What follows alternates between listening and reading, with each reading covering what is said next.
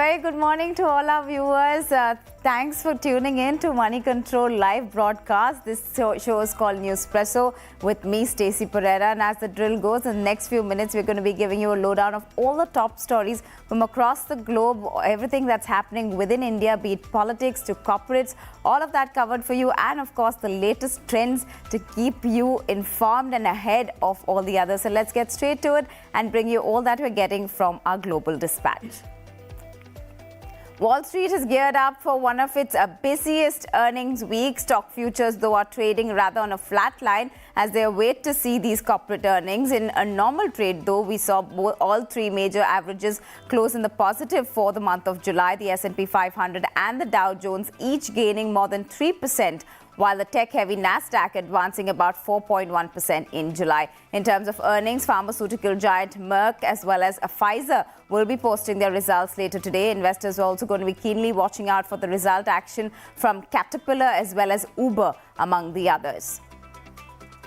And European markets, those ones turned higher too in the previous session as investors digest that dip in Eurozone inflation and a look ahead to the key policy decision from the Bank of England. Now, Eurozone's headline inflation continued its downward trajectory. The stock 600 did close about 0.2% higher after that preliminary data showed that headline inflation in the Eurozone fell to 5.3% in July. Now, most sectors were in the positive territory, with healthcare stocks gaining as much as 1.1%. Oil and gas too gained about 1.3%. But to top all of that, we did see the GDP growth, which expanded to 0.3% in the second quarter, marginally better than what was expected.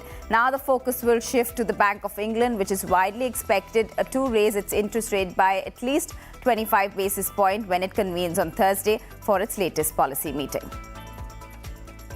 It's a sea of green in Asia-Pacific region, one could say. All major indices have opened in the positive territory, even though China's factory activity for July contracted for the fourth straight month. Hong Kong's Hang Seng saw a stellar rally yesterday and is likely to continue that today as well. In fact, at current levels, this would be the first time that the Hong Kong Tech Index, that one has breached that 20,000 mark in over a month. Now, Japan's Nikkei 225 too has closed about half a percentage point higher. You're seeing that trade also in the positive. South Korea's Kospi too is gaining about 1%. And if you look at the Gift Nifty, that one is indicating a muted start for the Indian markets, but with a positive bias.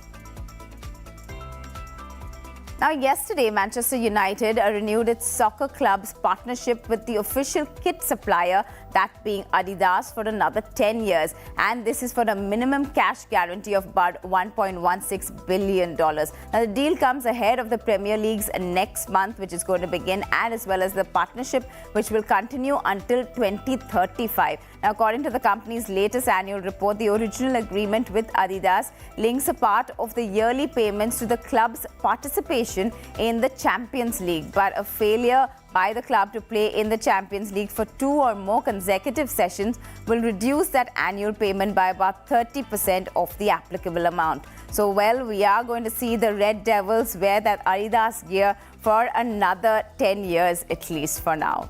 But let's also get you up to speed with all that went down in trade yesterday back home on Dalal Street. We did see the Indian indices close with gains after that range-bound session. You could say benchmark Sensex as well as Nifty ended trade near the day's high. In fact, the whole month of July saw a record-breaking rally so far, also with the fifth consecutive month of gains for both the benchmarks. Now, the Sensex and Nifty gained nearly 2.7% each in the month of July, while the BSE mid-cap as well as small-cap, those indices have jumped about 5 and 7% respectively.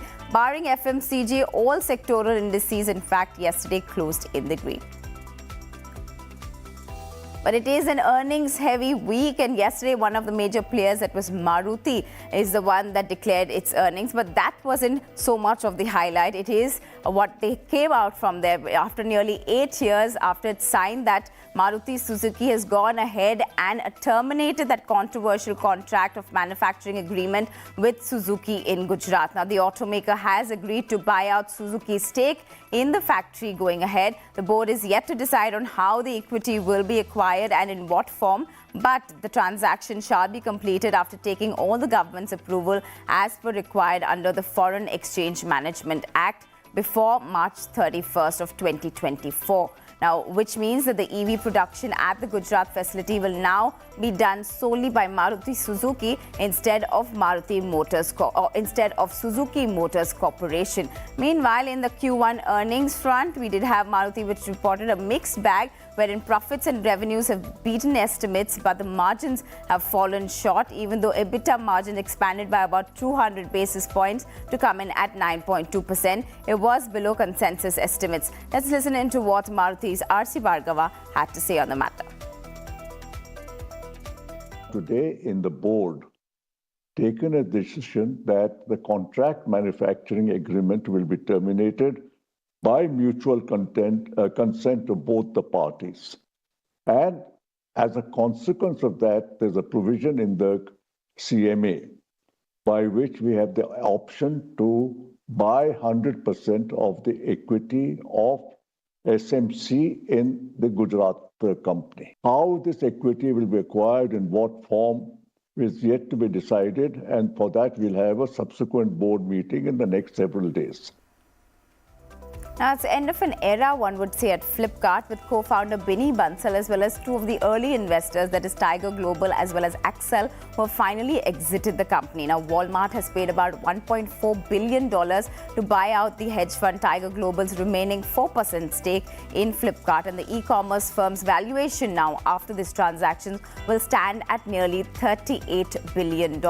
So, good exit we can see from the founding members, one would say, as well as investors in Flipkart.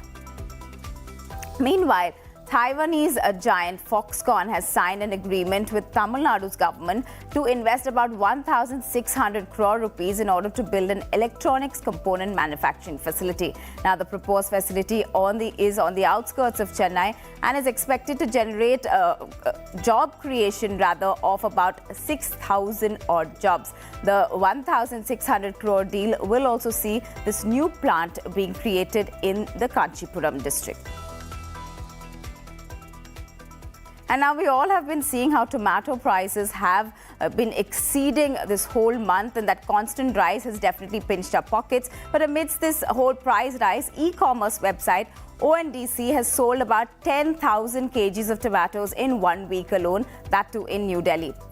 Now, OnDC has been offering tomatoes at about 70 rupees per kgs, and amidst this, OnDC also managed to cross a milestone of 1.1 million retail orders. OnDC said that it had allocated about 2,000 kgs of tomatoes every day, which then got sold out just by afternoon. Now, the tomato orders have also been delivered at 0 fees, and which is why they have been seeing so much interest.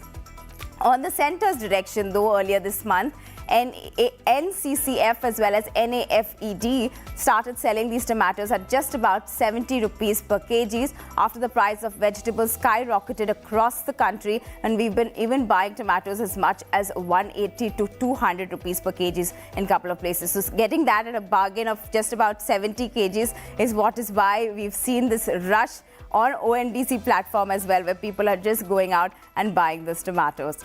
Well, but also to some other news where 2 home guards were shot dead as well as 7 policemen were injured in a mob that tried to stop a religious procession, throwing stones at them also and setting cars on fire. This happened in Haryana late last evening. Now, the police used tear gas as well as fired shots in the air to disperse the crowd. Right now, internet services have been suspended and prohibitory orders have been put in place. Section 144 also been put in that area, banning large gatherings. That has been issued by the police. Now, the violence started during a religious procession in the new area, which adjoins Gurugram. The Bridge Mandal Jal Abhisheka Yatra was the one that was taking place, which was held by the Vishwa Hindu Parishad. And that was a group that was stopped by young men on the Gujarat-Alwar National Highway when stones were thrown at each other and the procession was stopped. Right now, also schools and colleges in Gurugram area have been suspended and Section 144 imposed. And to all the latest trends and the tech gizmo that you need to be looking out for, well, Reliance Retail has launched that Jio Book yesterday, and this is an 11-inch laptop which costs just about 16,499 rupees. Now, the company is calling it the first learning book and aims to empower individuals through their learning journey with this laptop. Now, instead of running the Windows 10 or 11, the Jio Book comes with a Reliance proprietary Jio OS operating system, which could be a forked version of the Google's Android OS. Now, users will get access to about 100 GB of cloud storage and a 1-year subscription to the Quick Heal antivirus software. This will also run the entire gamut of Jio's apps and services, and the device will be put on sale starting August 5th and will be available at Reliance Digital online as well as offline stores in addition to Amazon. And well, we are all living under that fear that AI is going to take our jobs. But in a rather unusual development, one would say, employees of Ola Electric got to see a surprise new colleague of theirs. It was none other than Bijli, their stray dog, who lives on the campus of Ola, and co-founder Bhavish Agarwal was the one who shared an ID of Bijli, wherein the details including her employee code as well as emergency contact details were mentioned. And Twitter users were quite an absolute delight after this picture was shared. Bhavish is known to be a dog lover, and last year too had shared videos of himself playing with dogs in his office, and now officially making Bijli, the stray dog, a part of the Ola family.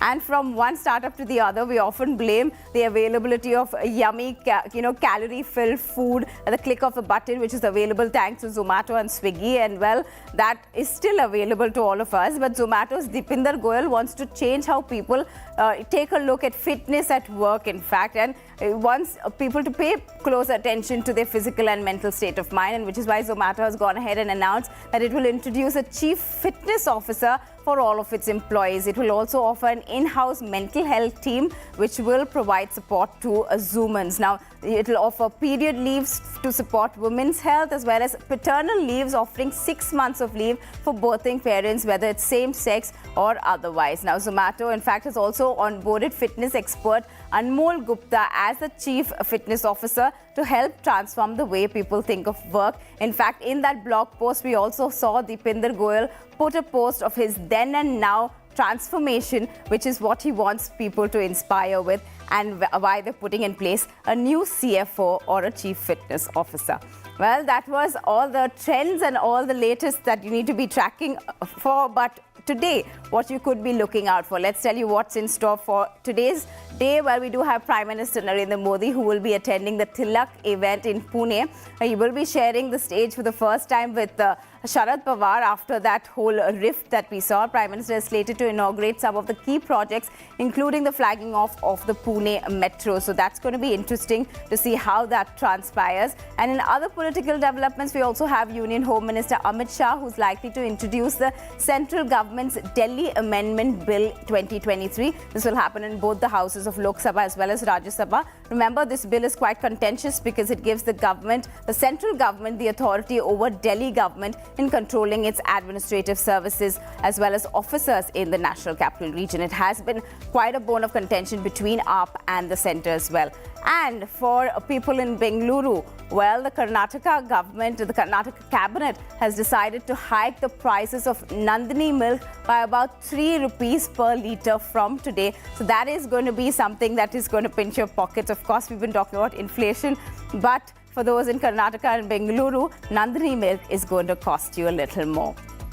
Well, with that, it's a wrap, and hope this dose of Newspresso was useful and informative and gives you that kickstart to your day. But don't forget to come back same place, same time tomorrow for your fresh shot of Newspresso. From all of us here putting this show together, thanks so much for tuning in.